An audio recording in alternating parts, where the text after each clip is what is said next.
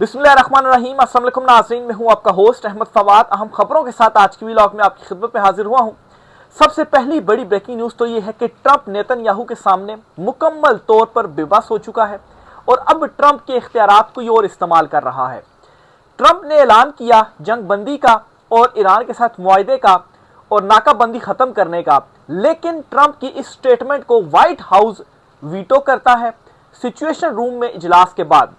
इस इजलास में क्या हुआ, ट्रंप की जो राय थी या ट्रंप का जो फैसला था, कैसे इस फैसले से इनकार किया गया और अपनी जो बात है वो ट्रंप से मनवाई गई, जिसके बाद आप यूं समझें कि ईरान के साथ अब जो मामला है ना वो सेटल नहीं होने वाला। आपको कल भी मैंने कुछ वीलॉग में मैंने कुछ ऐसे फैक्ट्स आपको बताए थे जिसकी बुनियाद पर मैंने कहा था कि मुआहदा नहीं होगा, इन दोनों के दरमियान डील नहीं हो सकती है।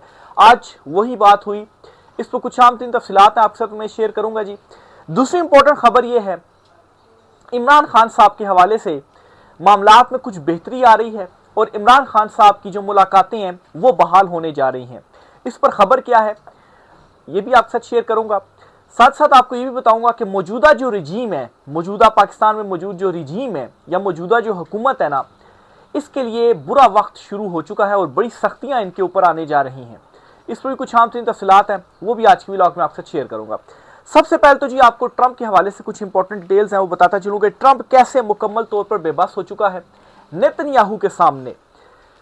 ट्रंप की पूरी ये कोशिश थी या ट्रंप ये चाहता है कि जंग बंदी हो जाए और उसकी रीज़न ये है कि मिड टर्म इलेक्शंस में उसे अपनी शिकस्त साफ नज़र आ रही है और उसे अपनी जो कुर्सी है ना वो जाती हुई नज़र आ रही है और उसको ये मालूम पड़ चुका है कि इस जंग को छेड़ने के बाद कितना बड़ा ब्लेंडर उसने कर दिया है।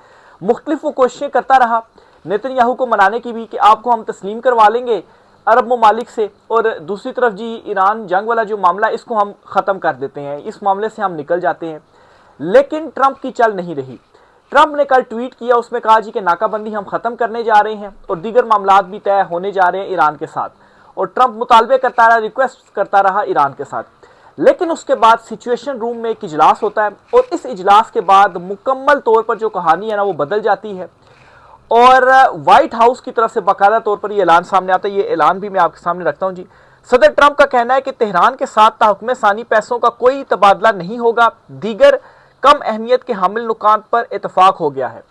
यानी कि उन नुकात का क्या फ़ायदा, असल तो मामला ये था ना कि आपने जो असासे हैं ना वो उनके रिलीज़ करने थे, तो इस पर ट्रंप जो है वो नहीं मान रहा। फिर इसी तरह से ईरानी अमरीकी जो वज़ीर ख़जाना है वो क्या कहती हैं, ये पहले ट्रंप सुलह की और जो है वो मुआहदों की और ईरान जो अपना हरमुज़ में नाकाबंदी है वो ख़त्म करने की बात के बाद सिचुएशन रूम में इजलास होता है और उसके बाद अमरीकी वज़ीर ख़जाना क्या आकर कहते हैं, $1 अरब मालियत के ईरानी क्रिप्टो करेंसी असासे ज़ब्त, ईरान पर पाबंदियों में जो नरमी है ना वो बतरीज होगी। लेकिन साथ ही वो क्या करते हैं जी कि मजीद जो पाबंदियां हैं ना वो ईरान के ऊपर लगा रहे हैं और ये अमरीकी जो वज़ीर ख़जाना है ना वो आकर स्टेटमेंट देते हैं। फिर जी मुज़ाकरात में रियायतें बातचीत नहीं बल्कि मिसाइलों के ज़रिए हासिल की, ये बाकिर कालिबाफ जो हैं वो स्टेटमेंट देते हैं। फिर इसी तरह से मैं अमरीकी वज़ीर दिफा क्या कहते हैं, वो कहते हैं कि ईरान समेत आलमी जिम्मेदारियों के बावजूद एशिया के दोस्त ममालिक से मुंह नहीं मोड़ रहे। अच्छा, फिर इसके अलावा ये एक और भी जो स्टेटमेंट है ना वो देते हैं, मैं ज़रा निकाल लूँ वो स्टेटमेंट। ज़रूरत पड़ने पर अमेरिका ईरान के खिलाफ जंग दोबारा शुरू करने की मुकम्मल सलाहियत रखता है। ये अमरीकी वज़ीर दिफा जो है या अमरीकी वज़ीर जंग पीट हेक्सेथ उनकी जानिब से जो स्टेटमेंट है ना वो दी जा रही है। मज़ीद वो कहते हैं जी कि अमेरिका के पास हथियारों के वाफर ज़खायर मौजूद है और अगर ज़रूरत पेश आई तो वो ईरान के खिलाफ फौजी कार्रवाइयाँ दोबारा शुरू करने की मुकम्मल सलाहियत रखता है। अच्छा, फिर इसके अलावा अमेरिका ने ईरान के दिफाई टेक्नोलॉजी सप्लाई नेटवर्क पर नई पाबंदियाँ आयद करती हैं। खबर के मुताबिक ईरान से मुतल्लिक ताज़ा तरीन पाबंदियों के तहत अमेरिका ने एक ऐसे नेटवर्क को निशाना बनाया है जिसके बारे में वाशिंगटन का दावा है कि वो ईरान के दिफाई शोबे को हसास अमरीकी टेक्नोलॉजी फराहम कर रहा है। अमेरिका ने ईरान से मुतल्लिक नई पाबंदियों की एक फहरिस्त जारी की है जो इज़्ज़ात दहशतगर्दी के ज़वाबित के तहत आयद की गई हैं। तो एक तरफ मुआहदों की बातें और दूसरी तरफ नई जो पाबंदियां हैं ना वो आयद की जा रही है ईरान के ऊपर। अब मैं आता हूं जी वो व्हाइट हाउस की जो स्टेटमेंट है, एक तरफ ट्रंप की स्टेटमेंट, दूसरी तरफ कैसे व्हाइट हाउस ने ट्रंप की उस स्टेटमेंट को वीटो किया है। व्हाइट हाउस ये कहता है कि ट्रंप सिर्फ इसी मुआहदे को कबूल करेंगे जो इनके बुनियादी मुतालबात पर पूरे उतरते हों, यानी कि आप हमारी शराइत मानेंगे तभी हम आपके साथ कोई जो मुआहदा है ना वो करेंगे। अब हुआ क्या है उस सिचुएशन की तरफ आता हूं। एक तो है पीट हेग्सेथ और दूसरा है नेतन्याहू। उस इजलास में ये दोनों एक तरफ थे, जेडी वैंस और कुशनर जो कि ट्रंप के दामाद हैं, ये दोनों एक तरफ थे। इन दोनों का ट्रंप के हवाले से उसको मनाने की ये कोशिश थी कि आप जंग बंदी करें, आप मुआहदा करें और इस जंग से आप निकलें, ये उनकी तरफ से कोशिश थी। लेकिन दूसरी तरफ जो तगड़ी लॉबी है ना नेतन्याहू की और पीट हेग्सेथ की जो कि वज़ीर जंग है, ये दोनों खड़े हो गए और इन्होंने ये जो जंग है ना वो नहीं रुकने दी। और उस इजलास के अंदर ट्रंप का फैसला मानने से भी इनकार किया गया। और इस इजलास के बाद व्हाइट हाउस की क्या स्टेटमेंट आती है जी कि ट्रंप ने जो ट्वीट की है ना उस ट्वीट को हम नहीं मानते हैं, ट्रंप की वो जो ट्वीट है ना उसको दफा करें। और असल में स्टेटमेंट ये है कि ट्रंप तभी कोई मुआहदे को मानेगा जब हमारी जो शराइत है ना वो पूरी की जाएंगी, यानी कि जंगबंदी से, सीज फायर से साफ साफ इनकार किया गया व्हाइट हाउस की जानिब से सिचुएशन रूम में इजलास के बाद। और उस इजलास में ट्रंप को असल में वीटो किया गया, या आप यूं कहें कि ट्रंप वहां पर मुकम्मल बेबस रहा, वो अपनी बात नहीं मना पाया। और जेडी वैंस जो कि नायब सदर, अब आप नायब सदर की भी हालत देखें, और कुशनर जो कि दामाद हैं ट्रंप के, वो दोनों भी जो अपनी बात है ना वो नहीं मनवा पाए। अब अक्सरियत किसकी है यहां से भी आप समझ लें, ट्रंप ऑलरेडी सेनेट में अक्सरियत खो चुका है। जो अमरीकी ऐवान नुमाइंदगान हैं वहां पर भी उसके अगेंस्ट जो करारदाद है ना वो मोखर पड़ी हुई है, और लग ऐसा ही रहा कि वो वहां पर भी जो अक्सरियत है ना वो खो चुका है। तो इस वक्त ये अमेरिका में ट्रंप के हवाले से जो सिचुएशन है ना जी वो बनी हुई है। और दूसरी तरफ ईरान भी डटा हुआ है। पहले ट्रंप क्या स्टेटमेंट्स देता है, बल्कि वो एक मजाकन एक ट्वीट की गई थी कि 22 मरतबा तो ट्रंप मुआहदों की तस्दीक कर चुका है, 22 मरतबा 26 मरतबा वो जंगबंदी का कह चुका है, 26 मरतबा वो सुलह का कह चुका है, लेकिन उनमें से कोई एक भी जो चीज़ है ना वो अभी तक नहीं हुई। तो ये जी अमेरिका के हवाले से कुछ इंपॉर्टेंट डिटेल्स थी। फिर दूसरी तरफ इसराइल जो है वो लिबनान वाले मामले के ऊपर भी बिल्कुल मानने से इनकार है। ये बीबीसी में मुकम्मल डिटेल के साथ जो खबरें हैं जी वो लगी हुई हैं। फिर इसी तरह से अमरीकी वज़ीर ख़जाना आप देखें क्या आकर जो स्टेटमेंट्स हैं ना जी वो दे रहे हैं। ट्रंप की कुछ और स्टेटमेंट्स है और अमरीकी वज़ीर ख़जाना आकर और व्हाइट हाउस आकर उसको जो वीटो है ना वो करता है। ईरान ने शराइत पूरी की तो ही ट्रंप मुआहदा करेंगे, ओहदेदार व्हाइट हाउस। ये इंडिपेंडेंट उर्दू की जानिब से भी खबर लगाई गई है। मजीद ये है जी इसमें कि व्हाइट हाउस के एहलकार ने नाम जाहिर ना करने की शर्त पर बताया कि सिचुएशन रूम का इजलास खत्म हो गया है और ये तकरीबन 2 घंटे तक जारी रहा। सदर ट्रंप सिर्फ ऐसा मुआहदा करेंगे जो अमेरिका के लिए बेहतर हो और उनके तयशुदा हदूद को पूरा करता हो। ईरान कभी एटमी हथियार नहीं रख सकता। भाई ये बात ट्रंप खुद भी आकर कह सकते थे ना। ट्रंप ने तो पहले नाकाबंदी खत्म करने का कहा, बाद में व्हाइट हाउस कहता है जी कि मुआहदा नहीं होगा, हमारी शराइत मानी जाएंगी, और फिर नाकाबंदी भी खत्म नहीं की गई। अच्छा, व्हाइट हाउस ने इंदिया दिया कि ट्रंप एक मुमकिना मुआहदे के हवाले से फैसले के करीब हैं, जबकि तेहरान ने इस बात पर इसरार किया कि मशरिक़ वस्ता के तनाज़े के खात्मे पर अभी तक कोई हतमी मुआहदा नहीं हुआ। ईरान के सरकारी मीडिया की एक रिपोर्ट ने मुआहदे के हवाले से ट्रंप की वजाहत के कई अहम पहलुओं को भी मुस्तरद कर दिया और ट्रंप के रिमार्क्स को सच और झूठ का आमेजा करार दिया। तो ईरान जो है वो मुकम्मल तौर पर रिजेक्ट कर रहा है जी कि व्हाइट हाउस की जानिब से जो हमारे हवाले से स्टेटमेंट्स आ रही है कि हम नहीं मान रहे, हम ये कर रहे हैं, हम वो कर रहे हैं। फिर इसके अलावा जी अमरीकी वज़ीर ने मजीद बताया जी कि मशरिक़ वस्ता को अपनी लपेट में लेने और आलमी माशत को हिलाकर रख देने वाले तनाज़े पर कई हफ्तों के तातुल का शिकार मुज़ाकरात के बाद मुआहदा ट्रंप की मंजूरी का मुंतज़िर था। तो बहरहाल जी ये दीगर इसके अंदर जो डिटेल्स है ना वो बताई गई हैं। अब आगे चलते हैं जी कि पाकिस्तान के लिए कैसे जो हालात है ना वो ज़्यादा ज़रा गड़बड़ होने जा रहे हैं। इसमें पहले तो मैं आपको इमरान खान साहब के हवाले से खबर देता हूँ जी कि इमरान खान साहब की मुलाकातें कैसे बहाल होने जा रही हैं, खबर क्या है। फिर आते हैं जी कि अगर जंग बंदी नहीं होती, सीज़ फायर नहीं होता, तो पाकिस्तान के लिए हालात मज़ीद ख़राब होंगे। ना सिर्फ पाकिस्तान के लिए बल्कि अरबों के लिए भी और ख़ित्ते में दीगर ममालिक के लिए भी।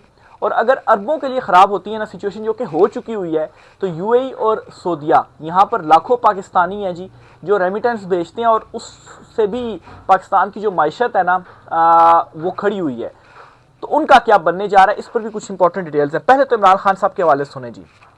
खबर यह है जी इमरान खान के लिए आला सतह पर इंतहाई राजदारी के साथ अहम मुज़ाकरात कमोबेश 3 हफ्ते से जारी हैं और मुज़ाकरात इनसे नहीं हो रहे जो इस वक्त तहरीक इंसाफ की बराह रास्त क़यादत है, ना ही इन्हें शामिल किया गया है। मुज़ाकरात 3 हफ्तों से चल रहे हैं, लेकिन जो मौजूदा लीडरशिप है ना इनको शामिल किया गया है, ना इनसे कुछ हो रहा है। इम्कान यह है कि इमरान खान साहब से मुलाकातों का सिलसिला जल्द बहाल हो जाएगा। फैमिली वकला और पार्टी की मुलाकातें भी होंगी। अहम यह है कि वो शख्सियत जिसने हाल ही में बैरिस्टर गौहर के घर मोहसिन नकवी से मुलाकात की, इमरान खान इससे मिलना नहीं चाहेंगे। तो ये जी इस वक्त इमरान खान साहब के हवाले से बैकडोर पर जो चीज़ें हैं ना वो चल रही हैं। बज़ाहिर अभी जो सिचुएशन है पाकिस्तान तहरीक इंसाफ की जो मौजूदा की क़यादत है ना, बाहर जो क़यादत मौजूद है, अगर किसी को इनसे कोई उम्मीद है ना तो वो उम्मीद ख़त्म कर लें। दूसरे नंबर पर एक उम्मीद ये थी कि शायद लोग निकलेंगे। इमरान खान साहब ने कई मरतबा कॉल्स भी दी, लेकिन वो उम्मीद मैं समझता हूँ कि ख़त्म कर दें कि लोग बाहर नहीं निकले हैं। ठीक है, निकले भी थे लेकिन उनको फिर वापस मोड़ दिया गया, जिस तरीके से उनके साथ किया गया। कई चीज़ों में रिपीट में नहीं जाता माजी में जो इवेंट्स वगैरह हुए। ठीक है, फिर एक और जो ऑप्शन था कि इमरान खान साहब को कोई जो डील है वो कर लें, तो इमरान खान साहब ने भी एब्सोल्युटली नॉट कहा हुआ है। इमरान खान साहब की जो रिहाई है ना वो आलमी जो इस वक्त तब्दीलियाँ हैं ना उसके नतीजे में ही हो सकती हैं। मिसाल के तौर पर ये रजीम मुकम्मल तौर पर अभी नाकाम हो ही रही है, मुकम्मल तौर पर नाकाम होकर इनके पास कुछ बचे ही ना, और आलमी सतह पर भी इनके लिए जो सपोर्ट है वो ख़त्म हो जाए और अवाम इमरान खान के लिए नहीं इनके अगेंस्ट निकले। ये एक सूरत अब रह गई है इमरान खान साहब की रिहाई के हवाले से। इसीलिए कोशिश भी की जा रही कि इमरान खान साहब से दोबारा अपने राब्ते बहाल करके कोई सुलह सफाई का रास्ता निकाला जाए, क्योंकि दूसरी तरफ चीज़ें हमारे हाथ से निकलते जा रही हैं। आलमी सतह पर भी सपोर्ट, जाहिर सी बात है वो हमें सपोर्ट करेंगे या अपने मामलात देखेंगे, और जो मैशत है ना वो वैसी तबाही की तरफ जा रही है। ऊपर से जो जंग है वो भी नहीं रुक रही, सीज़ फायर भी नहीं हो रहा, जंगबंदी भी नहीं हो रही, हमले भी ईरान के ऊपर हो रहे हैं, ईरान भी जो है वो रिटेलिएट कर रहा है, जवाब दे रहा है, और नेतन्याहू जो है वो भी पीछे नहीं हो रहा। पाकिस्तान के लिए क्या मतलब है कि जो चीज़ें हैं वो ठीक नहीं हैं। अमेरिका और ईरान के दरमियान अभी कोई डील नहीं हो सकती, चंद माह ऐसे ही चलेगा। इसके बाद अंदेशा ये है किसी स्टेज पर जंग दोबारा शुरू हो जाएगी। ठीक है, चंद माह तक तो ऐसा चल सकता है, लेकिन कब तक ऐसा चलता रहेगा। पाकिस्तान की हुकूमत के लिए मजीद बुरी खबर यह है कि खलीजी ममालिक की इकॉनमी को बहुत बड़ा धचका लग चुका है। अगर आबनाए हरमुज ना खुली तो इन खलीजी ममालिक की इकॉनमी बैठ जाएगी और पाकिस्तानी मजदूरों के पास पाकिस्तान भेजने के लिए पैसे यानी कि रेमिटेंस काफ़ी नहीं होंगे। सूरत हाल इसी तरफ जा रही है।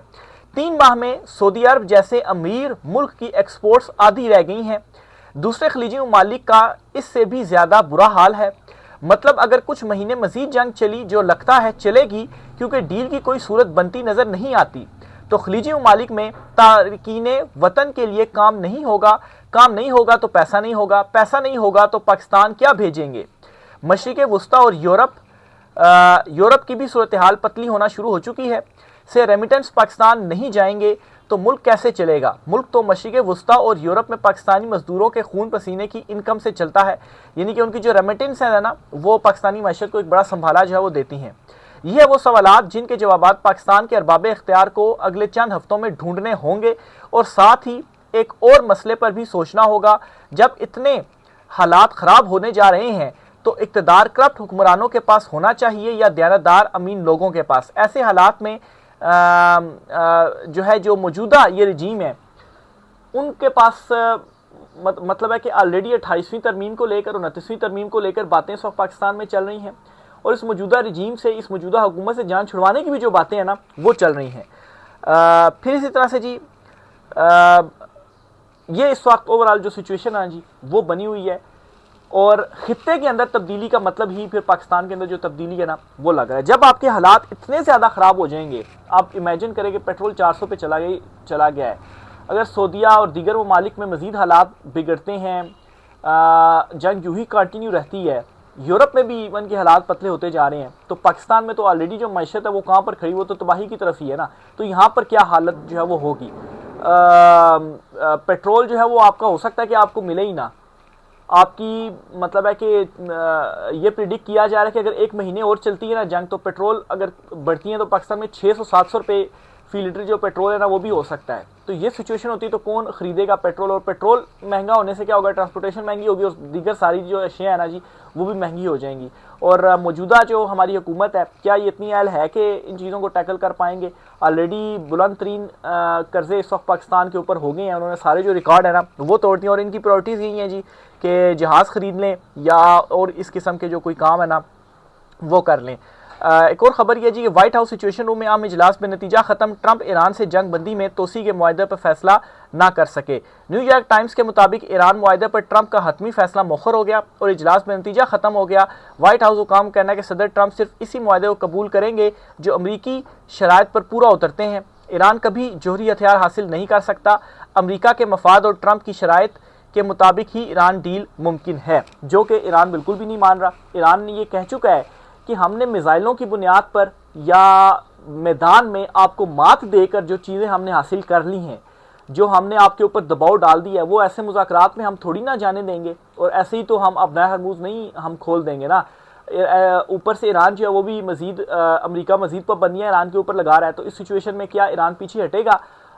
चाइना और जो रूस हैं वो भी जाहिर सी बात है सारी सिचुएशन को देख रहे हैं। और असल में कभी कभार तो ऐसा महसूस हो रहा है कि ट्रंप के जरिए ना अमेरिका को अंदर से ही कुछ कमज़ोर करने की एक जो कोशिश है ना वो की जा रही है, क्योंकि अगर अमेरिका कमज़ोर होगा ना तो जाहिर सी बात है जो कुछ तगड़ी लॉबीज़ है ना वो फिर मजबूत हो पाएंगी। अमेरिका के रहते हुए तो वो मजबूत नहीं हो पाएंगी ना। तो कभी कभार ऐसा भी जो है वो महसूस होता है। इसके ऊपर बाकायदा मैं रिसर्च करके इंशाल्लाह डिटेल्स इस वाले से भी आपके साथ मैं शेयर करूँगा। बहरहाल जी इमरान खान साहब के हवाले से भी कुछ मुस्बत इशारे तो आ रहे हैं, देखें उस पर अब कुछ मज़ीद क्या निकल कर सामने आता है। बहरहाल गिलगित के जो इंतखाबात हुए वहाँ पर एक मरतबा फिर से वही काम किया गया जो 8 फरवरी को किया गया, और इससे तो नहीं लगता कि पाकिस्तान तहरीक इंसाफ को कोई किसी किस्म की कोई जो स्पेस है वो दी जाएगी। इमरान खान साहब से भी मुआहदे का ये डील का मतलब यही होगा कि आप खामोशी से बैठ जाएं जब तक हम हैं, और आप हमारे साथ आ जाए। और इमरान खान साहब डटे हुए हैं। इमरान खान साहब को ये मालूम है कि इनसे नहीं चलना। आपने ताकत लगा ली, जोर लगा लिया, आपने ताकत के बलबूते पर सब कुछ आपने करके देख लिया, लेकिन ताकत के बलबूते पर माशत कैसे चलाएंगे? माशत तो ताकत के बलबूते पर नहीं चल सकती ना। उसके लिए तो ज़ाहिर सी बात है आपको एक जो अहलियत है ना वो तो इस हुकूमत में नहीं है जो ये माशत को जो है वो चलाएंगे। तो कुछ चीज़ें ऐसी हैं जो कि आपके बस में नहीं है, आप ताकत के बलबूते पर भी उन चीज़ों को नहीं चला पाएंगे। और कुछ चीज़ें ऐसी हैं जिन पर जो अवामी रद्द-ए-अमल है वो आएगा ही आएगा। जब माशत तबाह होगी, लोगों के पास खाने को कुछ नहीं होगा, तो वो कैसे नहीं निकलेंगे? आखिर कब तक नहीं निकलेंगे? जितना डिले करेंगे निकलने में उतना ही ज़्यादा नुकसान है। और निकलेंगे, इस हुकूमत को घर भेजेंगे। इमरान खान साहब अगर रिहा होते हैं तो तब भी आलमी सतह पर इमरान खान साहब जो है वो पाकिस्तान का भी एक जो मुकदमा है वो बेहतर अंदाज में लेकर चल सकते हैं। बहरहाल जी आज कुछ इंपॉर्टेंट डिटेल्स थी। इस और से मजीद जो भी होता है आपसे चीज़ें शेयर करते रहेंगे। राय का इज़हार कमेंट बॉक्स में लाजमी कीजिएगा। वीडियो अगर आपको अच्छी लगे तो इसे लाइक ज़रूर कीजिएगा, इसे शेयर ज़रूर कीजिएगा, और चैनल को सब्सक्राइब कर लें। बेल आइकन जो है उसे भी क्लिक कर लें ताकि हर आने वाली जो वीडियोज़ हैं वो आप तक पहुँच सकें। इजाज़त दीजिए, अल्लाह हाफ़िज़।